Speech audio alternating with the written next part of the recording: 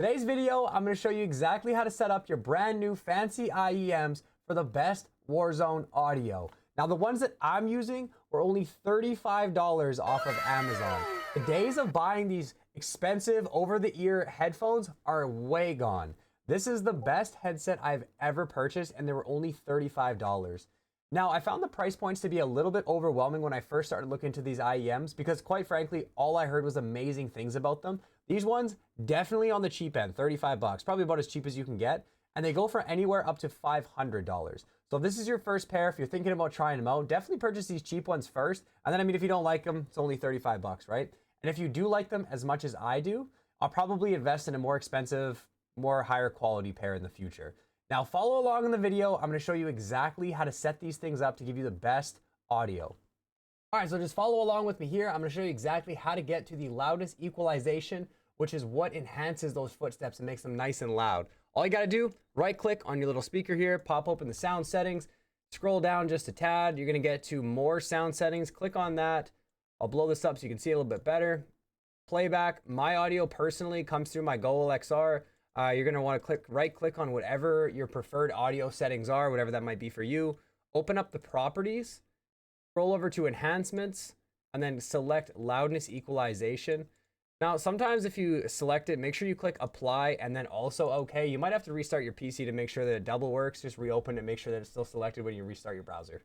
Okay, now let's actually get into the Warzone audio settings that I use. Now keep in mind, I run a Goal XR mix amps. Everyone's audio source is going to be a little bit different. So if you are using something other than a Goal XR, just let me know in the comments down below. I'm pretty good about getting back to every single person's comment. I should be able to help you out. Now here's my audio settings. As I said, the Goal XR, master gain volume, I keep that at 74. These IEMs are actually so strong that I used to have my master gain volume almost at 90. Now with these IEMs, give them a good week of gameplay to get used to them because the footsteps are going to come through so strong and you're going to hear parachutes. It's almost going to sound like they're right on top of your head, but in reality, you're going to start picking up those footsteps from people that are almost a whole building away from you.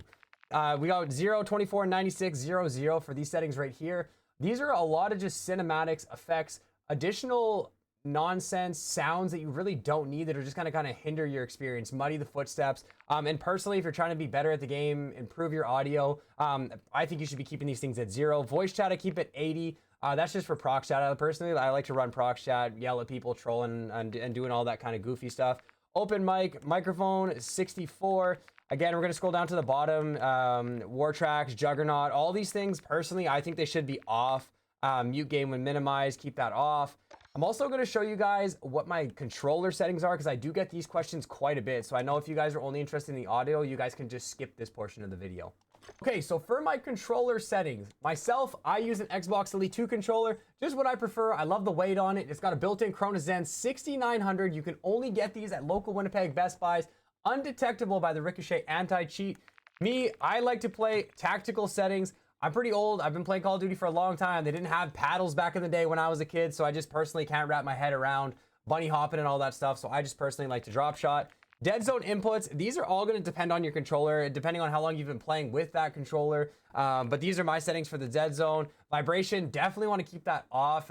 With the vibration, it's just, in my opinion, going to mess up your shot. I play 8/8 sensitivity. There's no sense in trying to match my sensitivity or increase your sensitivities too soon. Every once in a while, and I'm talking every months, I'll bump up my sensitivity just maybe one at a time, just slowly trying to increase my my sensitivity, challenge myself. Everything's set to 1 here, sensitivity multiplier, vertical aim axis, everything's on standard.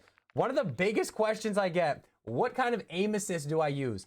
Black Ops, that's what I use. A lot of times people have a different preference. Me personally, that just seems to work best for me.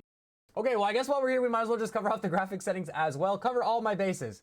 Get everything done all in one video. Some of these settings, again, are going to come down to personal preference or the power of your PC. I have a 4070 Ti graphics card. All the other shit that's in there, I have no idea what it even does, but these are my settings and people ask me all the time. So please keep in mind, if you're copying my settings, the graphics card I have is a 4070 Ti. Swing by Twitch, hit exclamation setup if you want to know everything that's in my PC. Personally, I had mine pre-built. Don't know a lot about them. I've just been tinkering with these settings and I seem to have found a nice sweet spot. 4070 Ti graphics card, 2.2 for the display gamma. Brightness, I keep that at 55. Echo mode preset, efficiency, VSync off, 100%, custom frame rate, unlimited.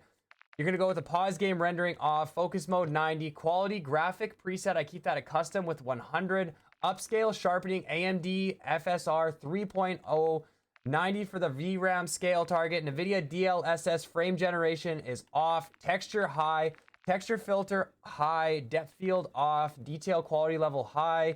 You guys can just follow along with me as I scroll down here. We keep the particle high, on, shader quality is high, local texture low, shade quality ultra, screen space shadows high. We go both high, all, high, ultra, water caustics. And then we go over to the view. Obviously, I think you should be playing on 120 FOV, but in the Call of Duty Warzone community, I guess that could be up for debate as well. ADS field of view affected, weapon field of view, keep that on wide. Some of these settings with the third person I never really use, so I'm not going to cover those. You guys can just follow those along the way. Please make sure you drop a like, leave a comment if you enjoy the video. I stream over on Twitch 4 times a week, Tuesday, Thursday nights, Fridays, and Sundays during the daytime. I'm a pretty sweaty Warzone player. We do viewer games all the time. We drop nukes sometimes. If you want, would love to see you over on the Twitch. Thanks for watching the video.